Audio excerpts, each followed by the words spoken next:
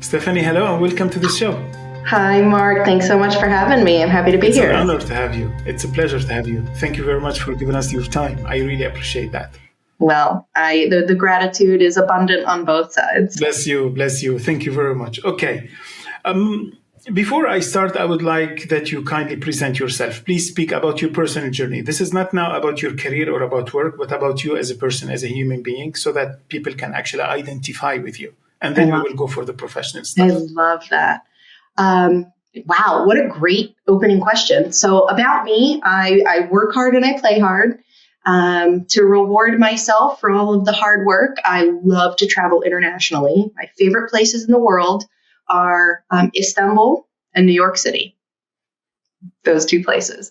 I have moved all over the place, born and raised in Washington, D.C., moved to Florida. Now I live in the Carolinas here in the good old United States. And I've just been attached to education. Anything that is related to learning and gathering experiences, that's what's driven my entire life, which is why I love traveling internationally, learning languages, and just, God, eating all the best food I can possibly find around the world. And I am always, here's something about me, I am on the hunt for my next favorite wine. Okay. All right. That's nice for an introduction. Do you want to talk about anybody at home? Kids, no kids? I would love to. Yeah. I have an amazing, brilliant husband who inspires me every single day. He is the most interesting individual I've ever met in my life, present company aside, I'm sure. And I have a young child, a 10-month-old baby. Great. Yeah. Great. Amazing. Any pets? Any friends? A 3-legged pit lab mix named Tika. Okay. Yeah. Okay, that's great. That's amazing. So now we know you. Will you please introduce yourself now professionally before I start with the questions I have prepared for this interview? Maybe take a minute or two. Yeah, most certainly. I run a business called Elevated Careers, and I specialize in turning educators into corporate leaders. So essentially, I mean, I could give you the entire background of where I came from, but I'll save you that exhaustive story and say I have been. Oh, we love stories on this podcast. We love stories. Please go ahead. Go ahead. Okay. Then I'll give you the Reader's Digest version. So, what led here was in college, I got my bachelor's and my master's degree in international politics with a specific focus on human development. And all of my work was about what needs to be in place politically, socially, and economically around the world to make people's lives better. And I used the 3 United Nations measurements for human development to understand what that is. That's kind of the standard in understanding human development. And that there's 3 prongs to that: income, health, and education. And the one that I knew that I had power over, that I had agency over, was education. So I decided very, very early, pre-official career, when I was still in college, I wanted to focus on making the world a better place through education. I mean, that's the most incredible world-changing tool there possibly is. So here we go. I took a dive into it.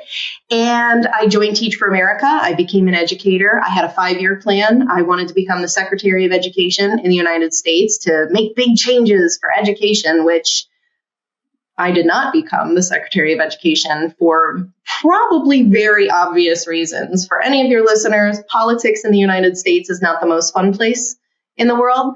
And I definitely wanted to focus on impact rather than politics. So I decided to go the corporate route, taught for a few years, like I said, getting into teaching, I knew that I needed to have an exit plan so that I could operate on an even bigger stage, and ended up moving into corporate, got 8 promotions, earned over 6 figures, started impacting over 12 million students. And literally every single time I had an official work engagement, I had educators waiting for me to whisper to me, how do I do what you do? I want to make a bigger impact. I've already done this for so long. How can I XYZ? How can I move on? I just ended up spending so much time creating custom materials to help people elevate the way they speak about themselves and convince a hiring manager to bring them on board to make some really big changes in the corporate world. I spent so much time doing that, and I had so much fun doing that, Mark. I thought, you know what, there's a real market for this kind of professional development for people.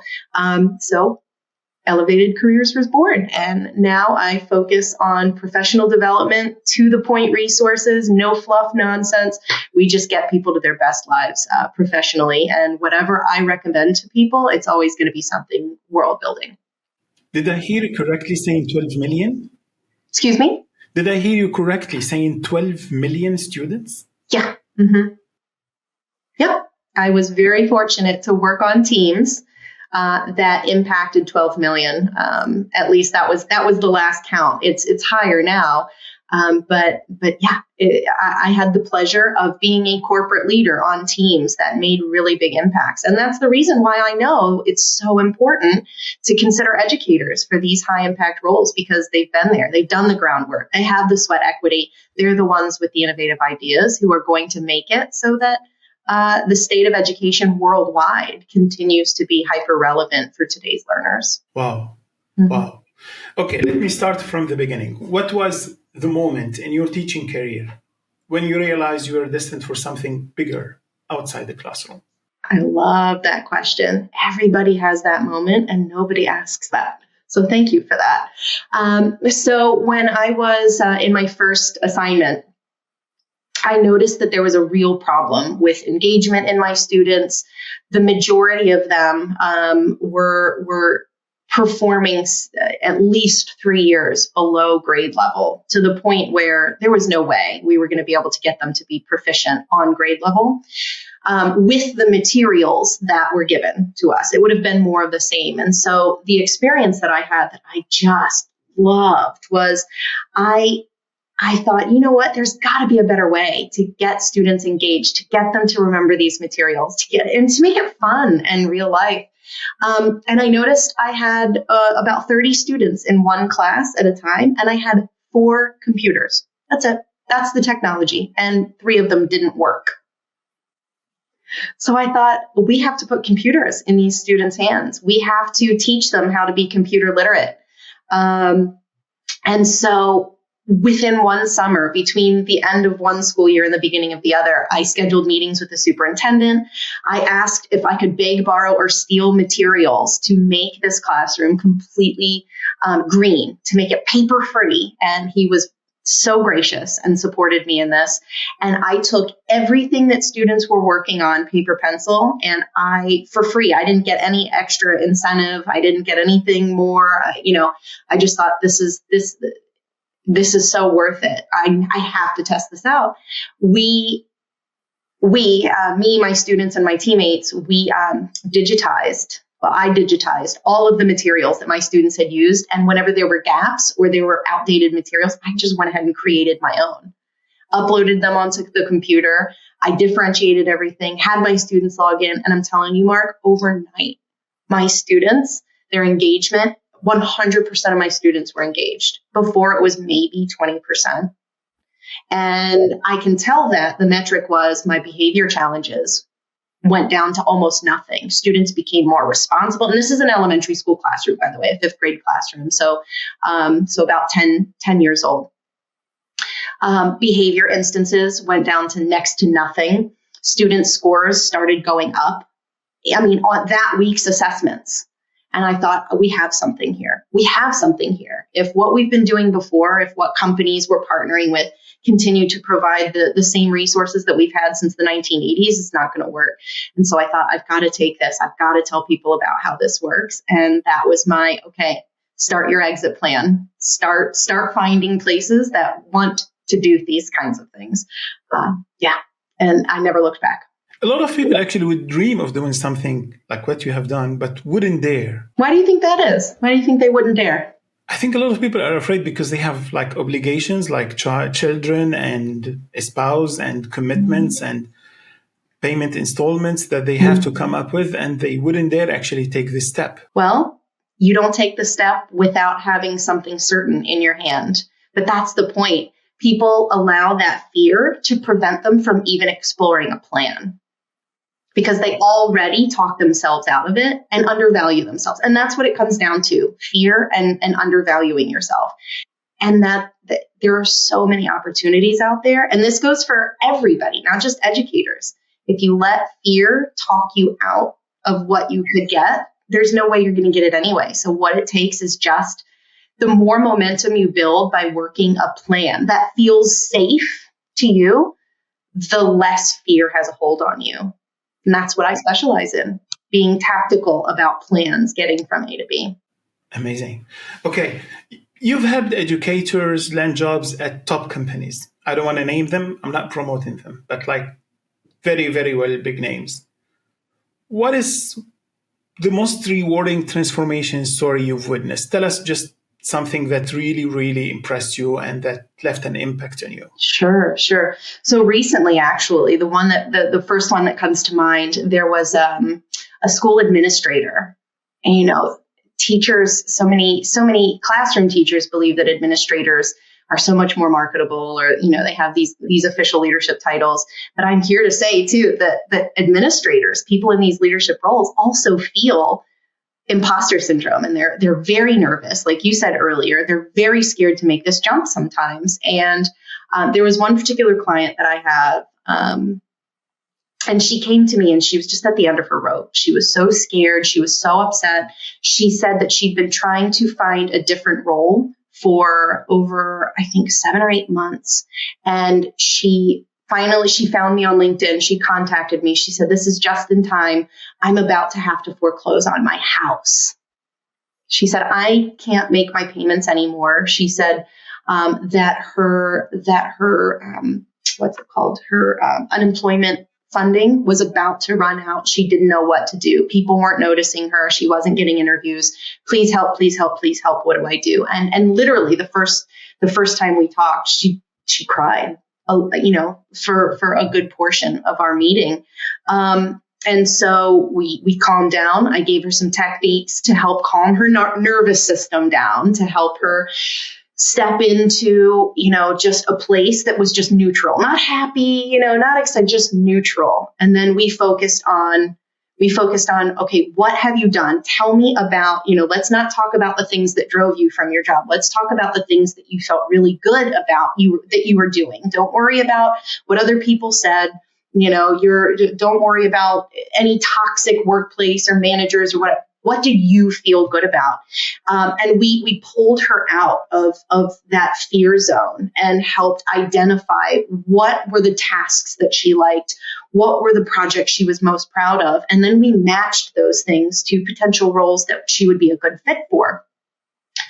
After meeting with her two times, and working through crafting the way that she could tell those stories she was most proud of and how she could represent that on an attractive resume and a LinkedIn profile.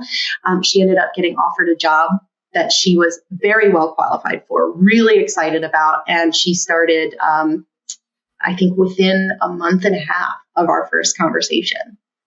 And it was quick. It was transformative for her. I mean, to the point where she said, I can keep my home and I can keep my sanity and I feel my health rebounding.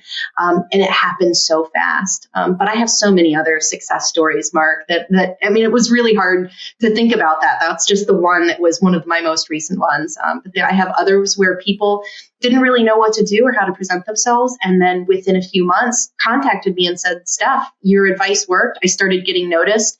And not only did I get a job offer, I got multiple job offers that I got to choose from." And those are the most exciting ones. Okay. When you think of teachers you have worked with, what surprising skills do teachers bring to corporate leadership roles that often get overlooked by hiring managers? They're hands down. I don't even have to think about this one. Adaptability and creative problem solving. Why, Stephanie? Why? Why do you think teachers bring more adaptability than others? Because in education, their job security depended on being able to do more with less and less and less every single year. And they had to figure it out because they had these shining little faces looking at them, needing a good leader and wanting a teacher who has it together, someone they could look up to.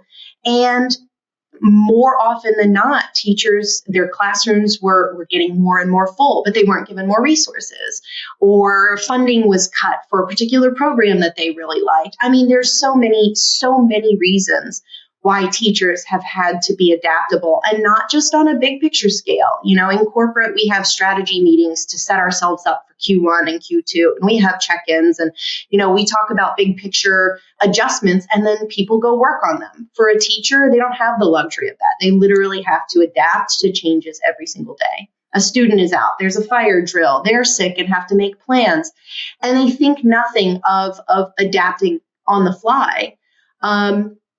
And I can tell you a story personally of why I know that. When I got my first post-teaching job, I remember being in one of my initial meetings where I was already onboarded. I was already given my responsibilities, and we had a department meeting. And the person running the department meeting was very apologetic that something about the project had changed. And there were kind of gasps, like eye rolling and grunting of people. And there were quite a few people who had not been educators, who were professionally trained in a particular content area, and so they knew the content, they knew the math. I was a math specialist. They knew the mathematics, but weren't necessarily from the hair on fire environment that an educator comes from. And I remember looking around going, that's it? That's the change? Is that bad? Is that something we should be worried about?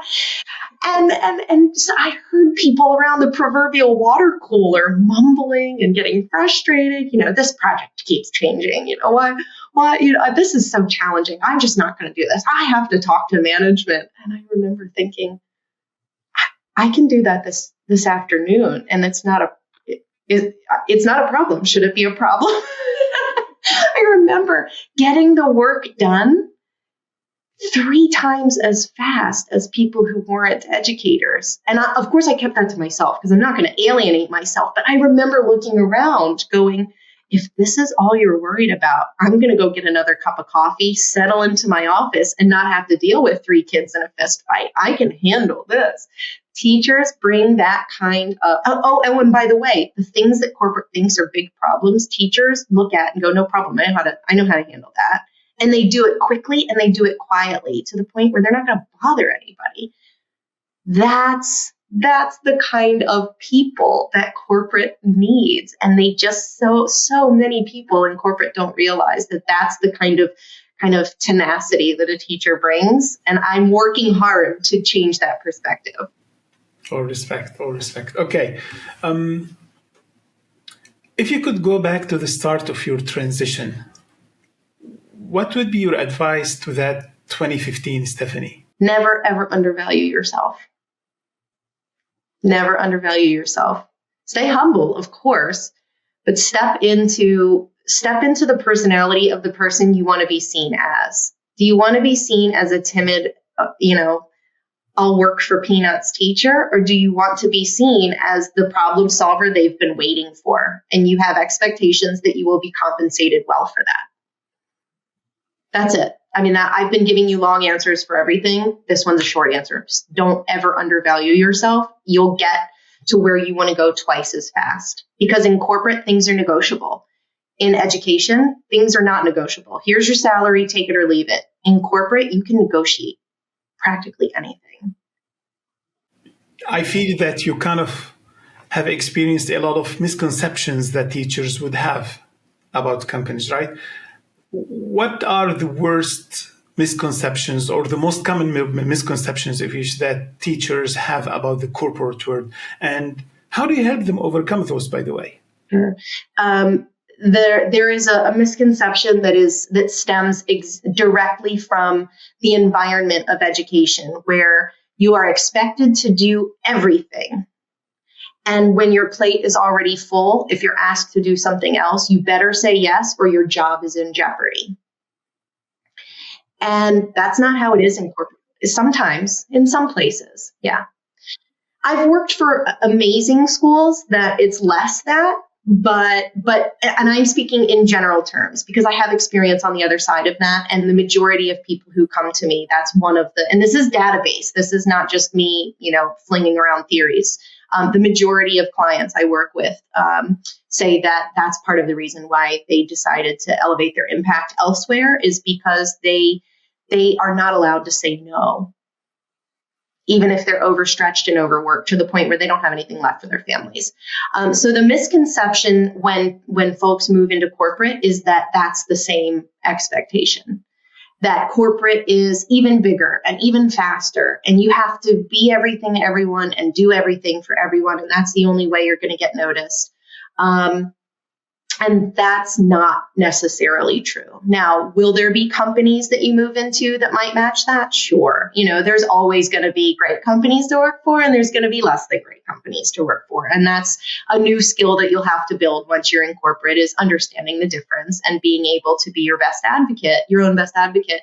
But truly, the biggest misconception is that you have to do everything right away, and it's going to be really big and scary, when in reality, in corporate, there are typically 5 teams, and you're on one of the teams, and you work on your project, or you're part of a project, and you can trust the other teams to do their parts of the project, rather than someone coming to you saying, can you do all 5 of these parts?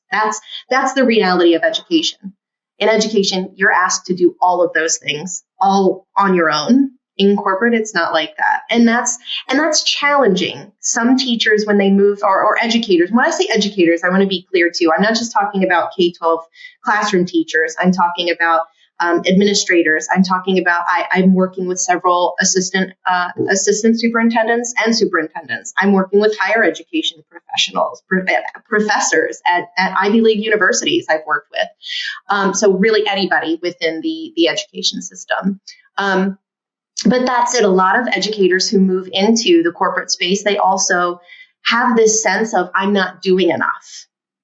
Once they get there, they feel like, is this my workload? Shouldn't I be doing more? And then they get fearful that they're going to be seen as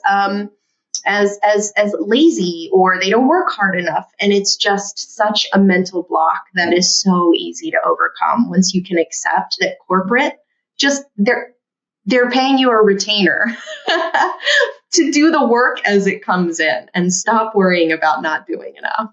What if we trade places and I ask you actually about the concerns that corporates eventually have when they are considering the applications of teachers? What do you hear them saying?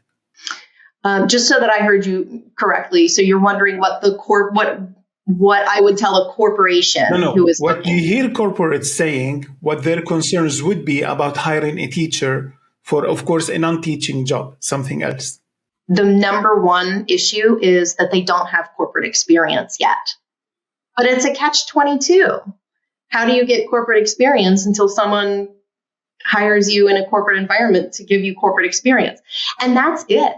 It's not it's not necessarily about, do they have the skills? The corporations know that teachers have these skills. They're adaptable. They can absolutely do this job, but they're worried they're going to have to train them too much to get them up to speed. And the issue then becomes, it's not necessarily, do you have corporate experience? It's, what's your spin-up time looking like?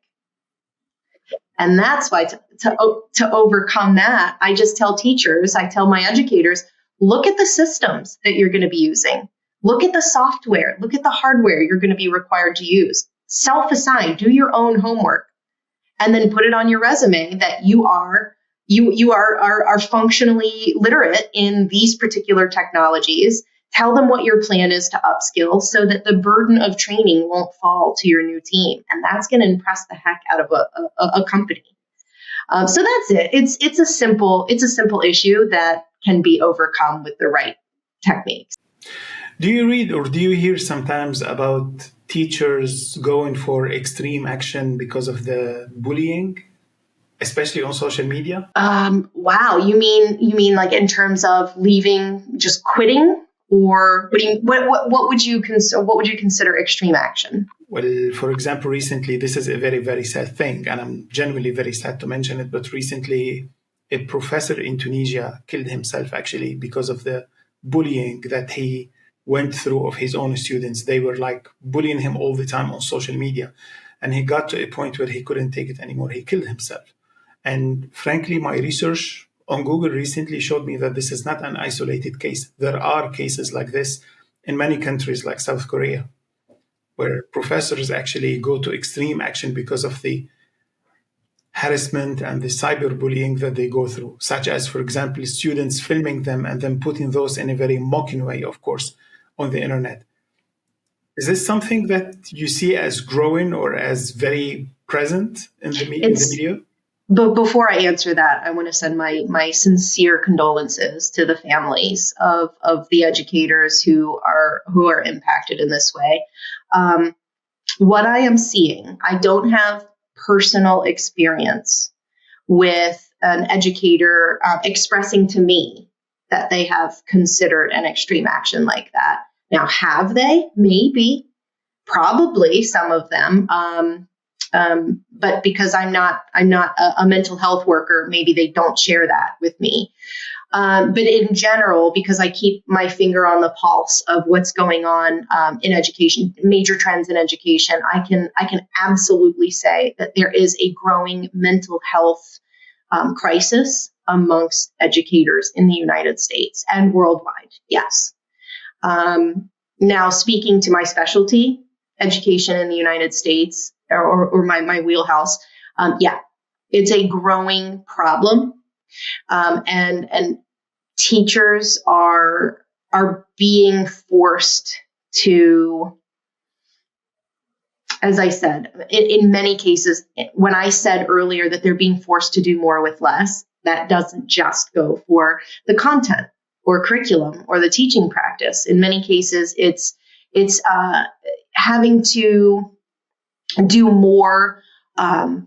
Having to do more with behavior management and mental counseling of their own. Many students are also handling mental health crises. And so in some cases, teaching has to take a back seat, and educators who are tasked with delivering content specific answers, and experiences to their students, it often can't take place because their students are bringing so many really big challenges to them. So in addition to wearing what their students are going through in an empathetic way, yeah, there are a lot of students who are also starting to push the boundaries of what is acceptable behavior in a professional environment, which is what a classroom is, and forcing teachers into really, really bad situations where, yes, they're mocking or there's digital bullying. So there are many, many issues here. As a matter of fact, I have one client who came to me who said she had to take medical leave because her eye socket was broken because one of her students attacked her, and she didn't. Yeah, and she said she didn't feel that that the administrators, that there was enough of a response to keep her safe in the future. And she said, I'm too scared. I mean, I'm literally too scared to go back to be a teacher. I have to find something else. So she contacted me while she was on medical leave. So I see all sorts of reasons why people are leaving. Yes. Yeah. Yes. Sadly. What I hear actually from a lot of people, teachers and non-teachers, is that frankly, teaching is not something for everybody.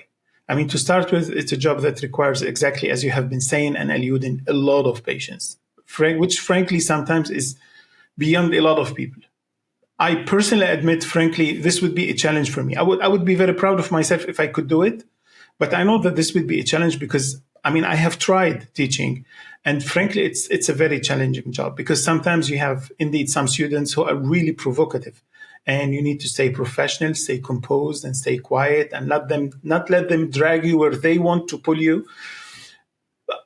If I speak actually about professors that I have known and professors who have taught me, frankly, I remember clearly that all of them actually, they had a very clear mission in life. Like teaching for them was not a job. It was really a mission in life, like something they believed in. And it was their whole sense of purpose. So my question to you, Steph, is, when you speak to educators about moving to corporate, don't they say things like, oh, what about my sense of purpose and what would be my mission in life and what would happen to my values?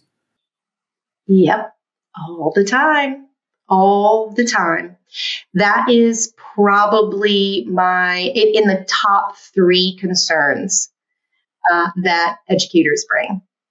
Because so many of them, like you said, they go to school to specifically become step into this particular profession. And what I do to help them understand to understand that where they're headed is not releasing their purpose is I say, what you have been working on is just that. You have worked as a professor. You have worked as a teacher. You are not necessarily only a professor or a teacher. I tell people that they work for themselves incorporated, and they're essentially selling their time to a worthy cause. And they have been selling their time so that they can make a living for themselves and their families. They've been selling their time to what has worked for them this far. And now they're realizing that they don't necessarily want to sell their time to this particular employer anymore. They don't want to sell their time to this particular profession anymore. Does that mean you're done and you no longer have purpose? No, absolutely not. So what we do is we talk about what are all of these really great skills that you like. And then we start to, or that you have rather, that you are strong in, that you want to carry into whatever that next role looks like. And then we start talking about these opportunities, these mission-driven companies that are solving really big world problems that are just as much purpose-driven as being in a position to educate. You can educate the world on other really big world-building issues, right? And that's why I take to heart, I don't know how many of your listeners are familiar with what's called the United Nations Sustainable Development Goals. But if they look those up, what you'll find is that education is only one of tons of issues that need to be addressed in this world. And so what I do with my educators is I say, we can take these great skills that all of these other issues need and redirect your energy so that you start selling your time to the next worthy cause for you. And the reason why you feel like you're losing your purpose or your passion is because you don't know what else is out there. Because these are your blinders. You've only looked at education for years and years and years, and you've built up your knowledge of this one thing for years and years and years. You haven't had a reason to take these off. But now you have a reason to take them off. That's why you talk to somebody who sees the better scope. My blinders have been gone for over 10 years. I can help you. I know what else is out there. So rather than saying, oh, I'm losing my purpose, it's how can I redirect my purpose and my particular skill set to something else in the world that needs to be addressed. And when people start making that connection, it's almost like that fire gets reignited, and the excitement that they try and teach their students, they start to be the student and they start to accept, you know what? I've got this. I'm not starting from scratch. I'm just taking myself LLC, myself incorporated somewhere else. Nice. Steph, what inspired you to build the resource-focused business like Elevated Careers rather than just sticking to one-to-one coaching as you used to do before? Scale. It's all scale. I could work really, really closely with 100 teachers a year, 100 educators, or I could take everything I've learned, package it into these high impact resources. And these are not resources you're just going to find at any cursory Google search. These are resources that I have created. They're custom resources for groups of educators who have come to me. I gather data and I understand what are the most pressing issues, and then I make a resource to solve that issue.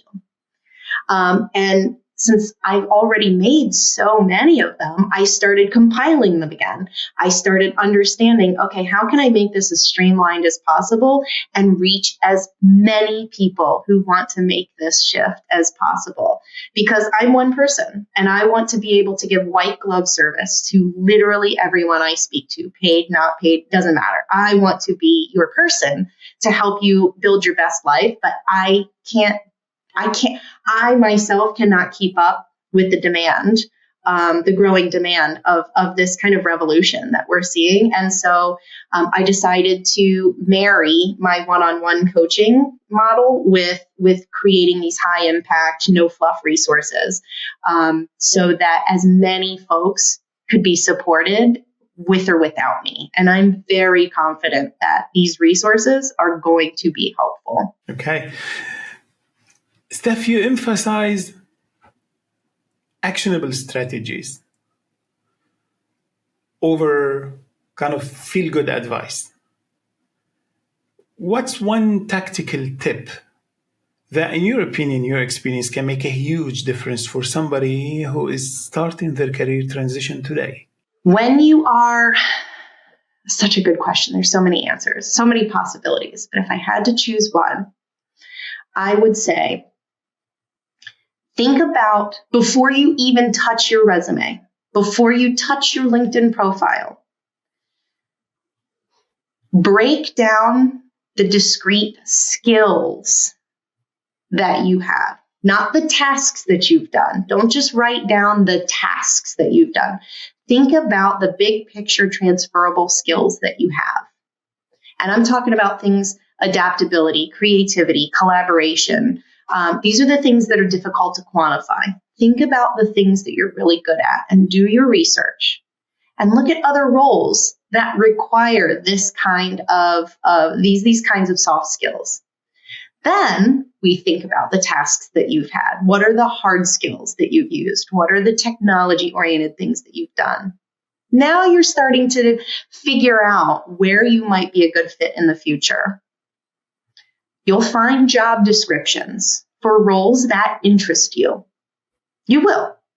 And you're going to look at them and you're going to get scared because you think, I've never done this or I've never held this title before. Don't get scared. Do not get scared.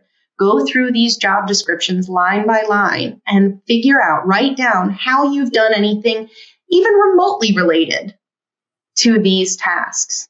And you're going to start to understand, you know what, I think I could do this job. Or alternatively, you know what, I thought I wanted that job and I don't.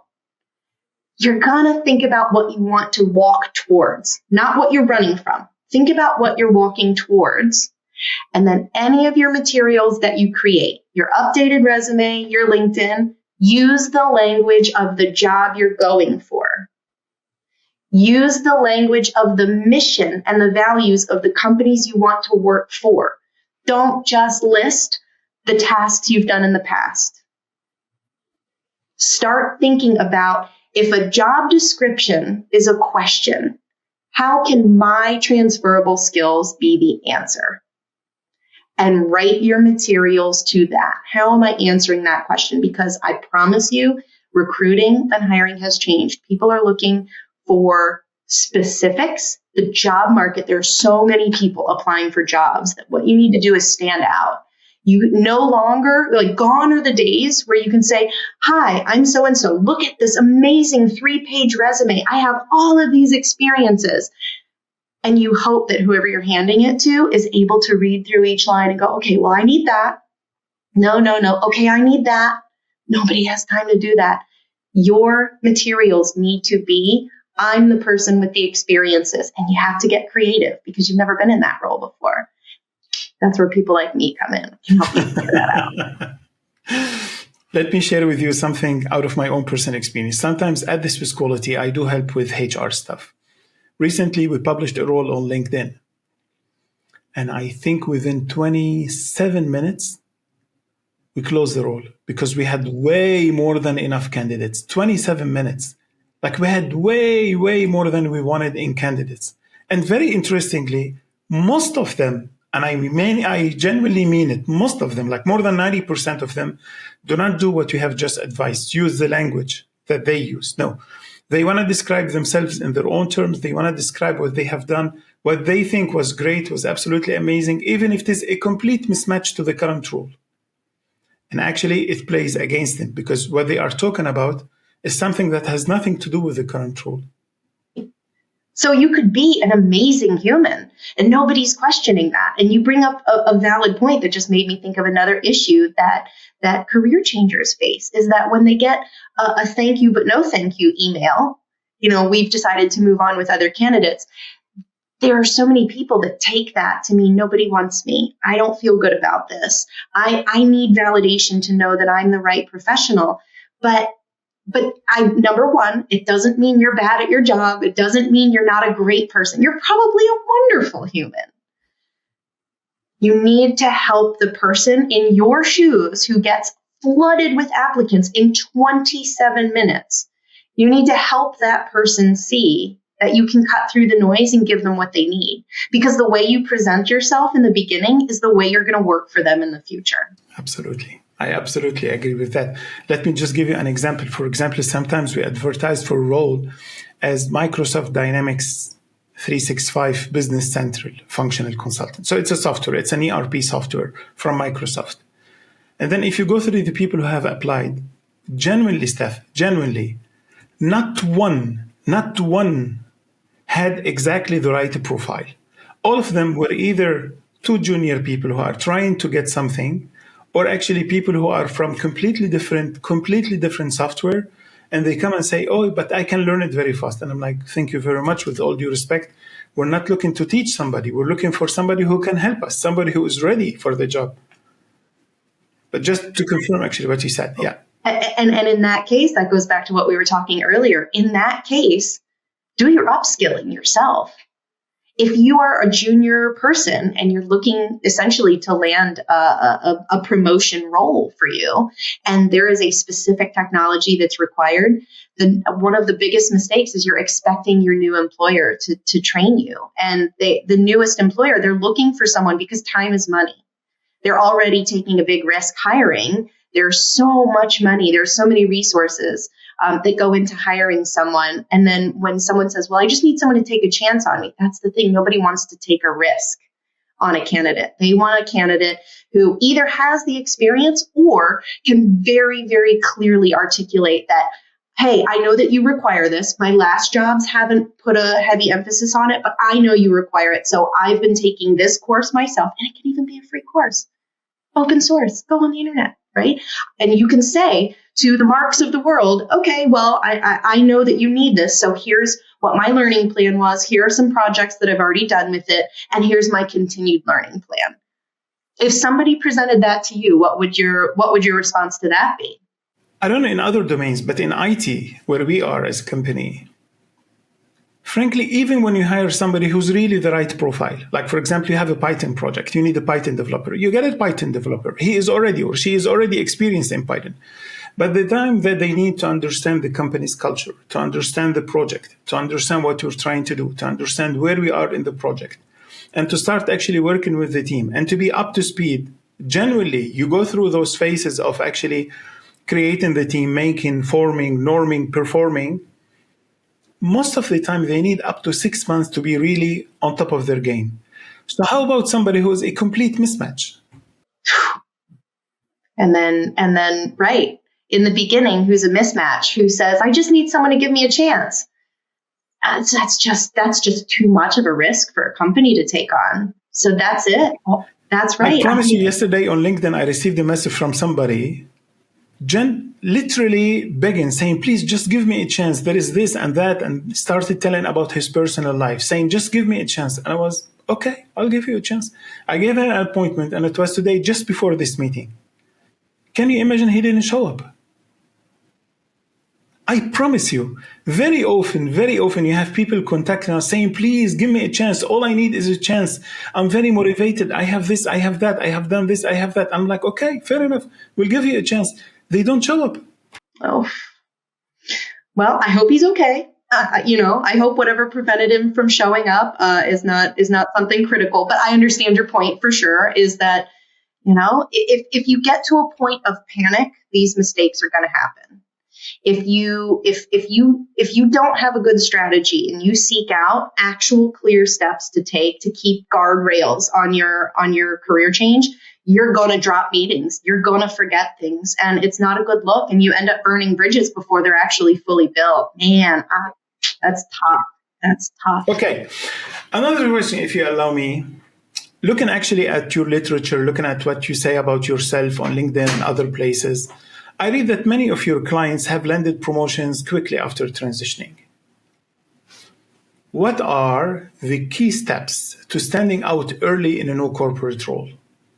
That's one of the easiest questions I've ever been asked. Work with your manager and understand the goals of the company, not just the goals of your team. Understand the goals of the company. And if your company does not have quarterly check-ins, if your company does not require you to create your own personal, professional goals, do it. Don't wait for your company to tell you what to do, because if you wait for your manager to just give you tasks, you're going to be a task person. Great. But that's not going to help you stand out as a leader.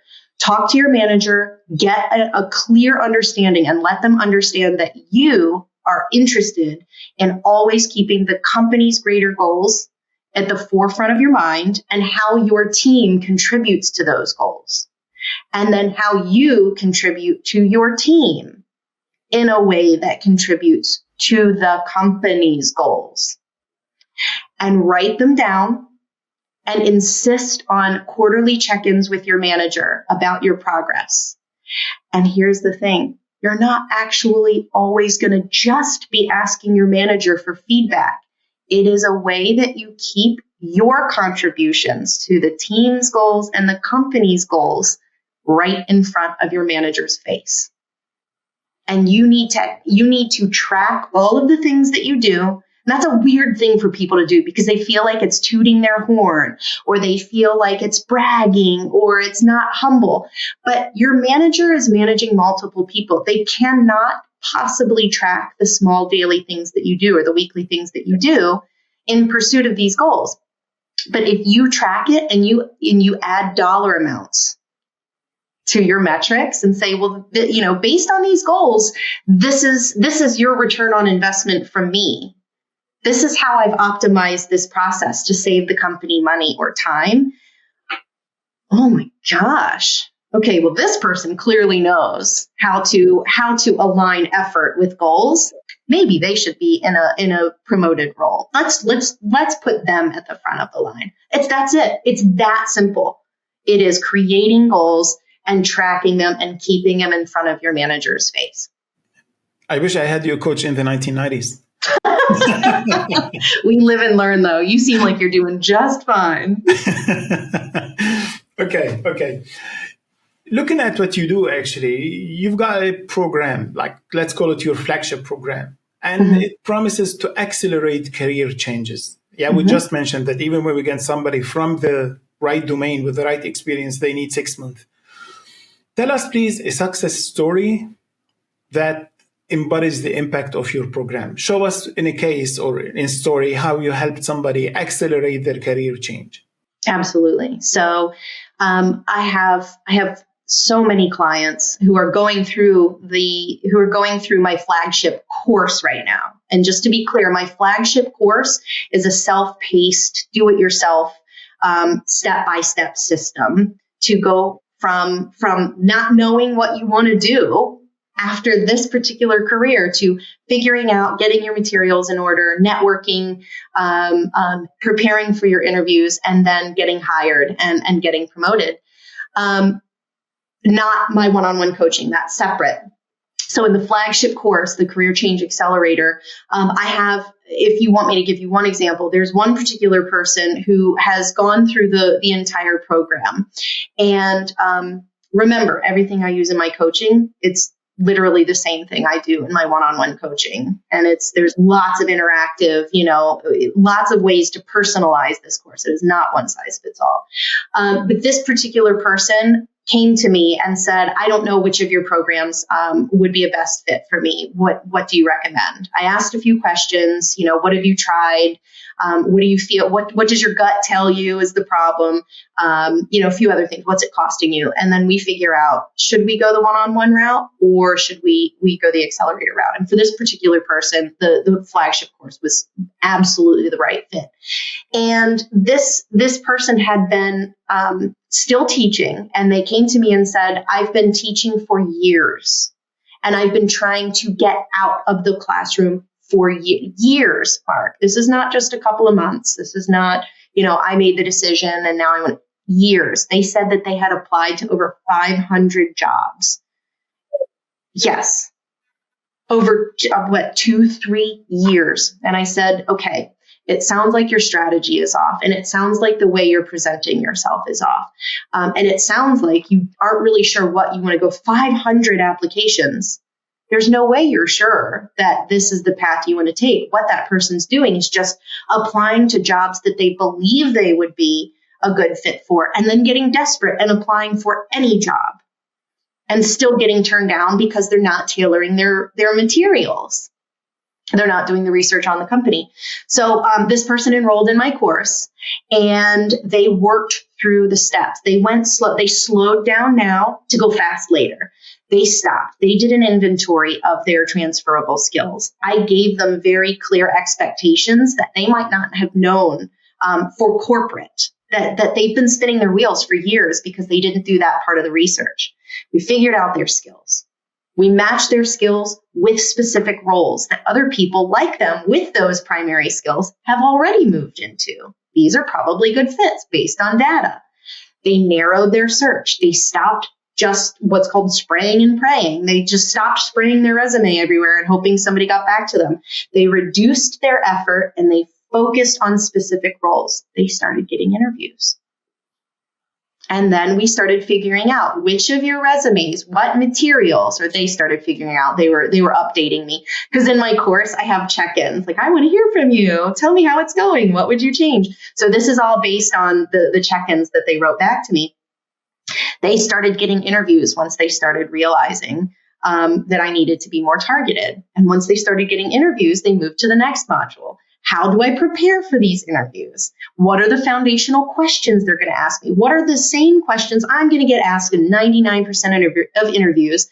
But how do I adjust those answers to make them see me as their next candidate? They slowed down, and they approached it so strategically. They went years trying to do this. And within 6 months of this course, they had their next job offer. So when I say accelerated, I've seen people do it in less time than that. I've seen people do it in a little bit longer than that. It really is just a matter of how much time do you have to devote to following what I'm telling you to the T. And the faster you're able to do these things, the faster you're going to see results. Of course, market depending. There are no guarantees in this world, but if you go from years of the same thing, and then you enroll in my course, and you work it step by step, you're going to start seeing results. Yes. So I hear you that the mistake that person was doing was he was just applying to anything, right? The same CV, the same letter, applying everywhere. And that one of the things you suggested is that you have actually to speak their language, you have to use their language, and you have to apply exactly for the role to which you are applying. So I understand that this is one of the very common mistakes that a lot of people do.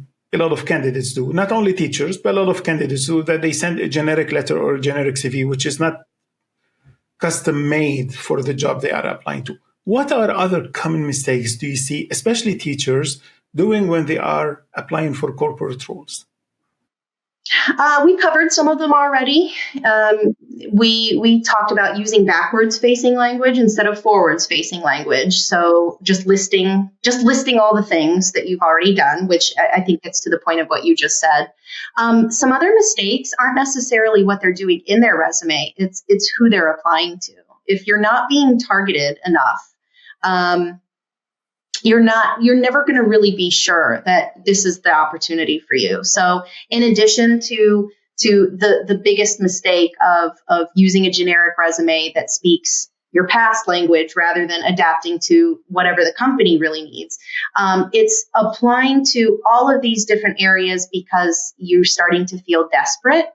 And that puts you in a position to lose because you're going to end up accepting the first job that's offered to you. And that might not be the right job for you. And then you're going to be right back where you are in a year. So I think another issue is not being intentional with the types of roles and the types of companies you want to work for. Because the last thing you want to do is find relief, what you feel is relief, but it ends up being temporary because it's not a good fit. Your approach is a no-nonsense, and it's a results-driven one. How do you balance this with emotional challenges that come with having or with leaving a long-term teaching career? That's an outstanding question because it's something 100% of the time I deal with. And what happens is rather than putting out content or starting my podcast appearances or my one-on-one sessions with, let it all out. Tell me all the things. What I do very intentionally is I acknowledge that it's hard. We've all been there. We know that there are significant mental hurdles that we need to overcome to make these changes. But what I tell everyone is, in effect, fear and anxiety hate action. Fear and anxiety, they have one job. It's to survive. And if you don't have anything to replace or start pushing fear and anxiety out, fear and anxiety will thrive. But if you start taking action, if you do one thing a day that builds you back up, that helps you see that you might not feel really confident or great right now, but darn it, you can at least start taking action. You can get your documents in line. You can do a self-inventory. Even if it's not going to lead to anything right today, you can do a self-inventory to start building yourself back up and work steps. Once you are starting to work steps and you start understanding that you are doing what is right for you, you start building momentum. You start taking action. And as you build momentum, there becomes less and less space for fear and anxiety. So rather than endlessly trying to gain validation, or rather than trying to, virtually hug people and say, I know, I've been there, I get it. It's saying, yes, it's really hard, but the thing that's going to really help you move past that is by focusing and filling that space with actionable strategies, do this thing today. And I promise you, while you're working on that thing that's going to make your future better, you're not going to have time to dwell. You're not going to have time to worry. You're not going to have time to be sad. You can be sad. You can be upset while you are taking these actions. And as the actions get bigger, it's going to start taking the space of that anxiety. And eventually the shift is going to happen in a way that helps you move past what you have been going through. That's amazing. That's absolutely amazing. Thank you very much for sharing this. Stephanie, I need your help now because we would like to take parts of this video. We would like actually to publish those as short videos and reels on YouTube and on Instagram. So I would like, please, short answers so that the question and the answer would fit in 1 minute. Thank you. All right. Okay. Here's a quick one. You've climbed the corporate ladder yourself. What mindset shift was the most crucial to your success during that process? You need to be your manager's right-hand person. Whatever you can take off of your manager's plate is going to set you up for success to continue to climb that corporate ladder. Okay. If someone could only make one change to their LinkedIn profile today to boost their corporate job prospects, what would you recommend? One change. Update your headline right now. Most people who go to your website or your LinkedIn profile are going to spend the majority of the time reading your headline. If they don't like that, they're going to move on. Make your headline forward facing for the job you want, not the job you currently have. Okay. How do you help educators define their value proposition when they are unsure how their experience translates to a corporate setting? You have to unpack the soft skills that are the best that you want to carry into your next role. Find the responsibilities in whatever role you're aiming for and create your value proposition around how you're already doing those particular jobs, using the soft skills that are your biggest strengths. What's a surprising lesson you've learned about leadership during your journey from educator to entrepreneur? Leadership is in action. Leadership is what you do, not what you say. And you're going to find a lot of people who call themselves leaders, but they're actually bosses or task managers. So decide what kind of leader you want to be and put your action, not just your words, behind that. Okay. What's a lesson you've learned from your time working with other companies, ed tech companies, that still resonates with you today? Every single one is different, and being adaptable and flexible and building the skills to move in and out of projects, it's much more important than context or content-specific knowledge. Okay. If you could design a dream corporate role for transitioning teachers, what would that role look like? I would say Chief Innovation Officer, the person who has a lab where they just tinker with all of these new technologies based on what their current needs are in the classroom, come up with solutions for what's happening right now, right today. That would be perfect. But in more practical terms, I would say anything where they are managing projects that impact ultimately what is delivered to schools. What's the first thing you do in the morning when you wake up? I have my coffee and I have a really good stretch. And then I check my email to see what kinds of great solutioning I get to do today. Do you still use email for business, or are you on WhatsApp like everybody? I use WhatsApp for my international friends and family. I stick with email so that I can stay really organized. How do people book time with you? You can go on my website. I have a one-on-one guidance tab, and you just go in, you pay for your session, you get access to my calendar, and jump on in there for your 60-minute session with me.